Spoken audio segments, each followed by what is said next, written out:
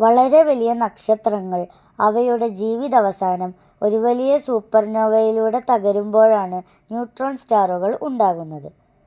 ഈ സൂപ്പർനോവയ്ക്കു ശേഷം അവശേഷിക്കുന്ന കോർ ഗുരുത്വാകർഷണം കാരണം അതിശക്തമായി ചുരുങ്ങുന്നു.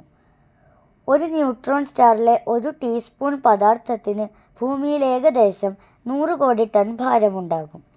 ഇവയ്ക്ക് സൂര്യൻ്റെ ഇരട്ടി മാസ് ഉണ്ടെങ്കിലും വലിപ്പം ഒരു ചെറിയ നഗരത്തിൻ്റെ അത്രയും മാത്രമേ ഉണ്ടാകൂ.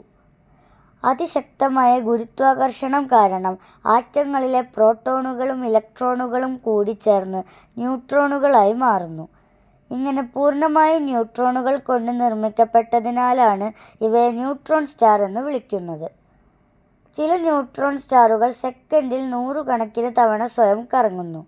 ഇത്തരത്തിൽ അതിവേഗം കറങ്ങുകയും കൃത്യമായ ഇടവേളകളിൽ റേഡിയോ തരംഗങ്ങൾ പുറപ്പെടുവിപ്പിക്കുകയും ചെയ്യുന്നവയെ പൾസാറുകൾ എന്ന് വിളിക്കുന്നു.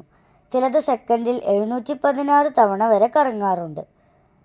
ഇവയുടെ കാന്തിക മണ്ഡലം ഭൂമിയേക്കാൾ കോടിക്കണക്കിന് മടങ്ങ് ശക്തമാണ്. അതിശക്തമായ കാന്തിക മണ്ഡലമുള്ള ന്യൂട്രോൺ സ്റ്റാറുകളെ മാഗ്നറ്റാറുകൾ എന്ന് വിളിക്കുന്നു. ഇവയുടെ കാന്തിക ശക്തി ആറ്റങ്ങളെപ്പോലും വികൃതമാക്കാൻ ശേഷിയുള്ളതാണ്. ഇവയുടെ ഉപരിതലത്തിലെ ഗുരുത്വാകർഷണം ഭൂമിയേക്കാൾ ഏകദേശം 10,000 കോടി മടങ്ങ് കൂടുതലാണ്. 2 ന്യൂട്രോൺ സ്റ്റാറുകൾ തമ്മിൽ കൂട്ടിയിടിക്കുമ്പോഴുണ്ടാകുന്ന സ്ഫോടനമാണ് കിലോനോവ.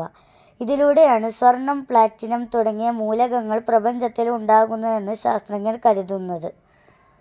അടുത്തുള്ള മറ്റൊരു നക്ഷത്രത്തിൽ നിന്ന് പദാർത്ഥങ്ങൾ വലിച്ചെടുക്കുകയാണെങ്കിൽ ന്യൂട്രോൺ സ്റ്റാറിൻ്റെ ഭാരം വർദ്ധിക്കുന്നു. ന്യൂട്രോൺ സ്റ്റാറുകൾക്ക് താങ്ങാവുന്ന ഒരു നിശ്ചിത ഭാരമുണ്ട്. ടോൾമാൻ ഓപ്പൺഹീമർ വോൾക്കോഫ് ലിമിറ്റ് എന്നാണ് ഇതിൻ്റെ പേര്. ഇതിൽ കൂടുതൽ ഭാരം വന്നാൽ അവ തകർന്ന് ബ്ലാക്ക് ഹോളായി മാറും. ഈ വീഡിയോ നിങ്ങൾക്ക് ഉപകാരപ്രദമായെങ്കിൽ ലൈക്കും സബ്സ്ക്രൈബും ചെയ്യുമല്ലോ.